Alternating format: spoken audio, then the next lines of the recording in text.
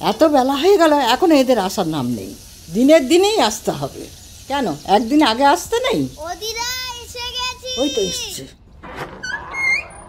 এসো বাবা, এসো। বাবা, ছেলে মেয়েগুলো কিরুগা হয়ে গেছে। ওসব ছাড়ো, তুমি আগে বলো বাবাকে নিমন্ত্রণ করেছ, আমাকে কেন করোনি? আজ তো জামাই ষষ্ঠী, জামাই ষষ্ঠীতে জামাইকে নিমন্ত্রণ করব না? আর তুমি তো আমার দাদু ভাই, তোমাকে আবার নিমন্ত্রণ করতে হবে? তাহলে নাতি ষষ্ঠীর সময় শুধু আমাকে নিমন্ত্রণ করবে তো? হাসছো কেন? তোমার সব রান্না হয়ে গেছে? খেতে দাও, আমার খুব খিদে হয়েছে। হয়ে গেছে তো, এই তো মাংসটা না বানাও, এবার একটু গরম মশলা ছড়ালেই হয়ে যাবে। আয়, তোরা জামা কাপড় ছেড়ে চান করে না, আমি ভাত বাড়ছি। এই নিন মা, দই আর মিষ্টিটা রাখুন।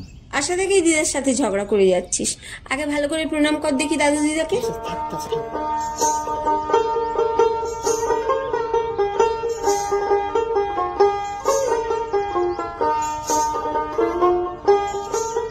বাবাকে দই, চিড়ে, ফল এত কিছু দিয়েছো, ওগুলো আমাকে দেবে না? তুই ওগুলো খেলে ভাত খেতে পারবি তো? অনেক রকমের রান্না করেছি কিন্তু দিদা। আমি সব খেতে পারবো, আমাকেও দাও।